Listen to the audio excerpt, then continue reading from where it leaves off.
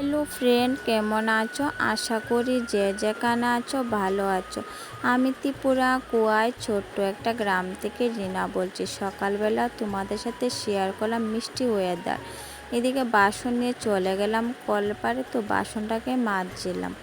তো বন্ধুরা, ভিডিওটাকে স্কিপ করে দেখো না, ফুল ভিডিওটা দেখো। যদি ভালো লাগে please like comment share subscribe করে পাশে দেখো।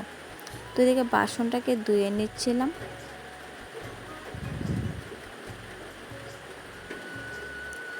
তো বাসন ধুয়ে তারপরে ঘরে চলে গেলাম। তো বাসনটাকে রেখে দিলাম, কাপের জায়গা কাপ, গ্লাসের জায়গা গ্লাস, সব কিছু জায়গা মতন রেখে দিচ্ছি রেকের মধ্যে। তো বন্ধুরা, আমার কাজ তোমাদের কেমন লাগে প্লিজ কমেন্টে বলো। তো এদিকে আমি বাসন রেখে দিলাম। তো ওইদিকে একটু গোবর জল দিয়ে মুছে নিলাম, কারণ রাতের বেলা ভাত খেয়েছিলাম, তো বাসনটা এই জায়গাতে ছিল। কারণ এই জায়গাটা গোবর জল দিয়ে না মুছলে একদম ভালো লাগে না। তো এদিকে মুখ ধুয়ে তারপর চা বসালাম। তো লাল চায়ের সঙ্গে ছিল বিস্কিট আর মুড়ি, ব্যাস এতটুকু। বাই, কি করছো তুমি? খেলছো তুমি? আমার সোনা পাপ্পাটা কই? কই আমার সোনা পাপ্পা? তুমি ঝুনঝুনি দিয়ে খেলা করছো?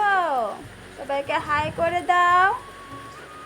তো এদিকে সোনা পাপ্পার সঙ্গে কথা বলে সোনা বাবার জামা কাপড়টা একটু ধুয়ে দিচ্ছিলাম, কারণ যেহেতু ছোটো বাচ্চা রোজ দিন না ধুলে একদম ভালো লাগে না, কেমন জানি লাগে। তো এদিকে ধুয়ে দিচ্ছিলাম। আর ছোট্ট বাচ্চাদের জামা কাপড় ধুতে আমার ভীষণ পছন্দ করে, আমার সত্যি একদম ভালো লাগে।